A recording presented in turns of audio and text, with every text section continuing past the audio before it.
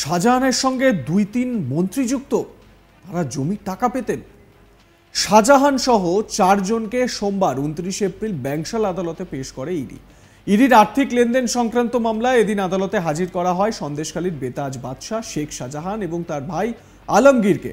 আদালতে হাজির করা হয় শিবপ্রসাদ হাজরা এবং দিদার বক্স মোল্লাকেও।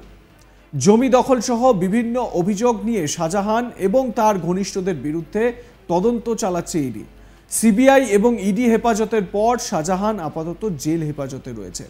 14 দিনের জেল হেফাজতের মেয়াদ শেষ হওয়ার পর সন্দেশখালীর বেতাজ বাদশাহ শেখ শাহজাহানকে আদালতে পেশ করা হয়। শেখ শাহজাহানের বিরুদ্ধে আরও বেশ কিছু তথ্য প্রমাণ হাতে পেয়েছে ইডি। সেই সমস্ত তথ্য প্রমাণও কেস ডায়েরির মধ্যে দিয়ে আদালতে পেশ করা হবে। প্রসঙ্গত, শেখ শাহজাহানের ডেরা থেকে শুক্রবার বিদেশি পিস্তল সহ আগ্নেয়াস্ত্র, কার্তুজ, বোমা উদ্ধার করেছে সিবিআই। সেই আগ্নেয়াস্ত্রের সঙ্গে চীনা যোগ আছে কিনা সেই প্রশ্ন তুলছেন গোয়েন্দারা। সূত্রের দাবি, সন্দেশখালীতে শাহজাহান ঘনিষ্ঠ তৃণমূল নেতার আত্মীয়ের বাড়ি থেকে উদ্ধার হওয়া বিদেশি পিস্তল এবং রিভলভারে চীনা ভাষায় প্রস্তুতকারক সংস্থার নাম ও সিরিয়াল নাম্বার লেখা আছে। সেখান থেকেই এই সন্দেহ জোরালো হয়েছে। প্রাথমিকভাবে দেখে তদন্তকারীদের একাংশের দাবি, ওই পিস্তল এবং রিভলভার নিরাপত্তা বাহিনীর কাছে থাকা 9mm পিস্তল এবং রুগার রিভলভারের সমকক্ষ। বিষয়টি কেন্দ্রীয় স্বরাষ্ট্র মন্ত্রকেও জানানো হয়েছে। প্রয়োজনে কেন্দ্রীয় গোয়েন্দা কর্তারা এ ব্যাপারে সিবিআই এর সঙ্গে বৈঠক করবেন।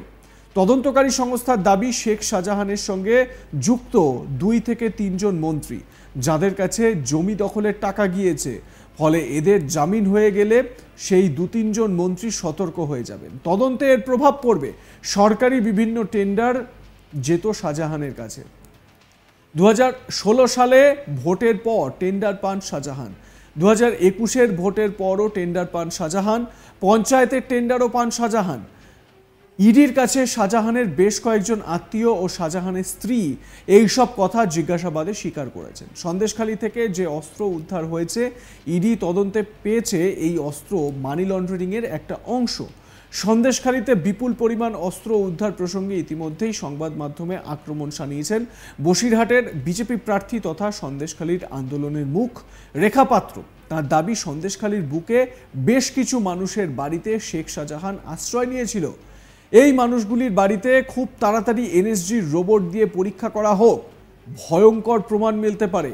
রেখার দাবি, তারা বস্তা বস্তা টাকা, বন্দুক রাতের অন্ধকারে পাচার হতে দেখেছেন। রেখা বলেন, আমরা মুখ বন্ধ করে সেটা দেখেছি, আমাদের কিছু করার ছিল না। এখনও টিএমসির গুন্ডা বাহিনী সন্দেশখালীতে মা বোনেদের বাড়িতে ঢুকে হুমকি দিচ্ছে। তাদেরকেও তাড়াতাড়ি গ্রেপ্তার করা হোক, আমরা চাই তাদেরকেও হেফাজতে নেওয়া হোক। শুনুন রেখা পাত্রের কি দাবি।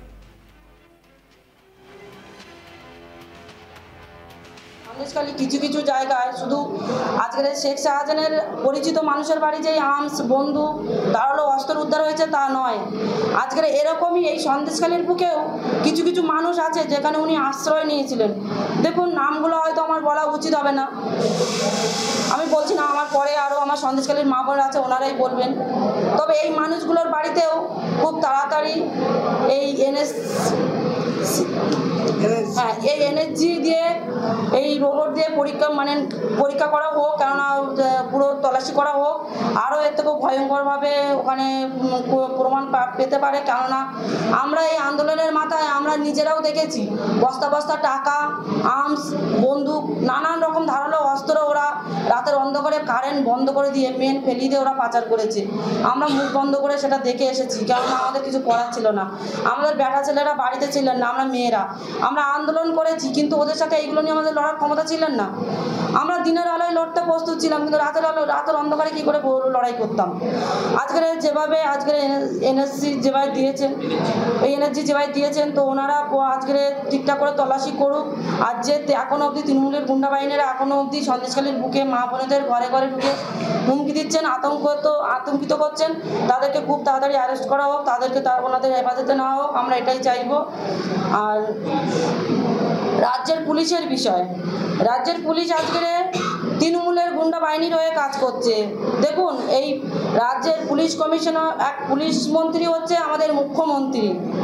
আজকের ওনার যেটা করার দরকার ছিলেন উনি সেটা করেননি। আজকের এই পুলিশ মন্ত্রীকে কি বরখাস্ত করা উচিত নয় এখান থেকে?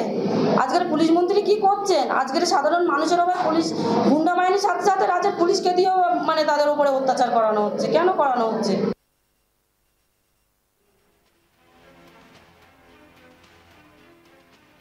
গত 5ই জানুয়ারি সন্দেশখালী ত্রাস, শেখ শাহজাহানের খোঁজে আকুঞ্জ বেরিয়ায় হানা দেয় ইডি। সেই সময় অবশ্য ইডি আধিকারিকরা শেখ শাহজাহানকে পাননি, পরিবর্তে মারধরি জুটেছিল আধিকারিকদের কপালে। রেশন দুর্নীতি মামলায় কেন্দ্রীয় তদন্তকারী সংস্থার স্ক্যানারে থাকা শাহজাহানের বিরুদ্ধে রয়েছে ভুরি ভুরি অভিযোগ।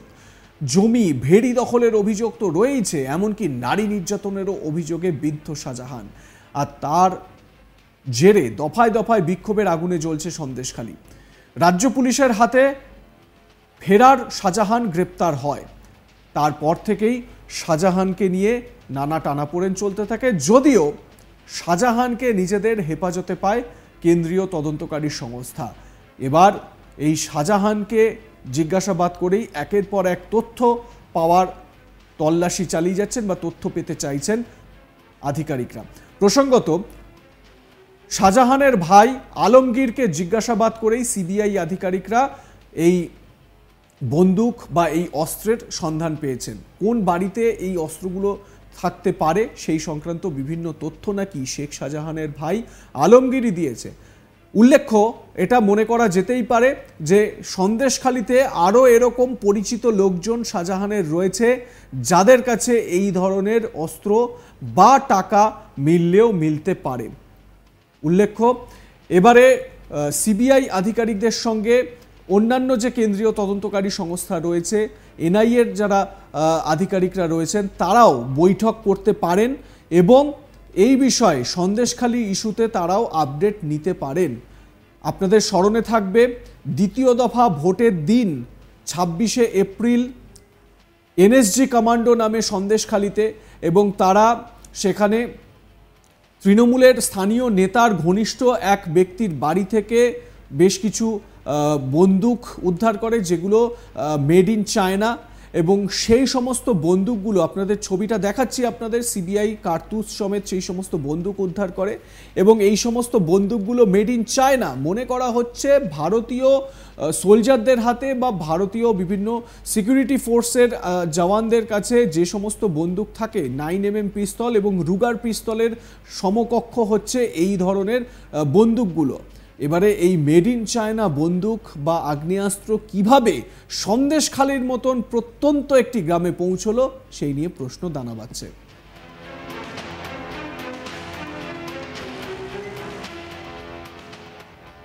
দেখতে থাকুন আজ তাক বাংলা, সাবস্ক্রাইব করে নিন আমাদের ইউটিউব চ্যানেলটি।